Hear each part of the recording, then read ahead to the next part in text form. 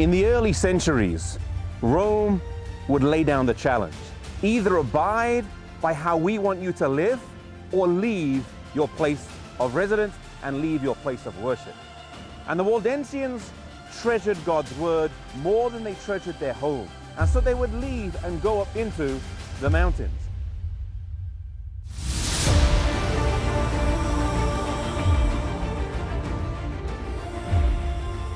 Life would not have been easy here in the Waldensian valleys.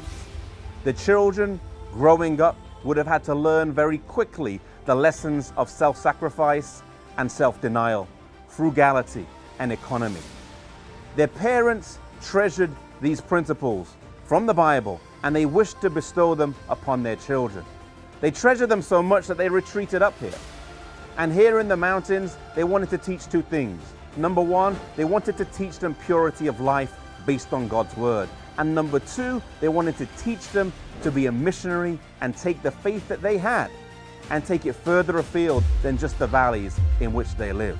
And so they would have schools up here, and they would have places of worship, sometimes in caves, where they could teach their children and their young people how they could go out as missionaries and share this message.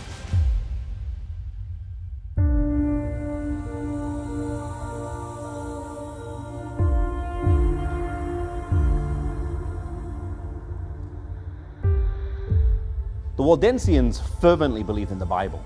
They believed that they should follow it, and they treasured it. The Waldensians believed in the commandments of God that had been given through the Bible, and they sought to keep them. And they were often persecuted for their faith and had to retreat up to the higher valleys. And here in this place of worship, it's just a cave. Today, you come here, you have to creep down through the entrance to get in. The rock walls are on each side. But here in this cave, it's almost a sacred spot. It's a place where they would gather together for worship, but also at times they would gather together to hide from the Roman soldiers.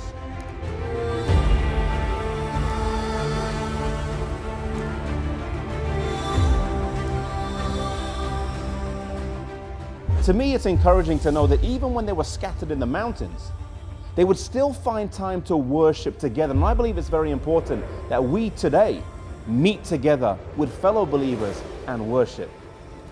But the thing that stands out to me here in this place that's not that pretty by earthly standards.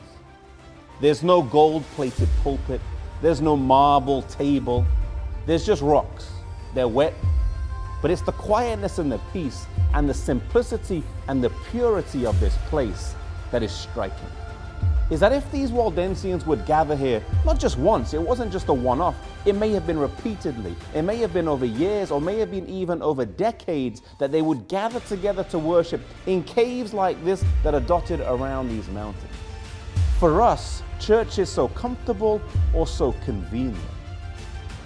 I'm sat on a cold rock, but oftentimes in church we sit on nice comfy chairs. The heating may be on. It may just be 5 miles from our house or just down the road, and yet sometimes we think, I'm not too keen to go. And I think back to myself, yourself, wherever we are. We have a time of relative peace, a time of relative freedom, where we can gather together and worship, where we can meet fellow believers. And my appeal is, don't waste the opportunities that you have. Don't be so comfortable or so convenient that we miss the opportunities that we do have. God has given us great opportunities now. Let's take advantage and use them and take this message to the world around us.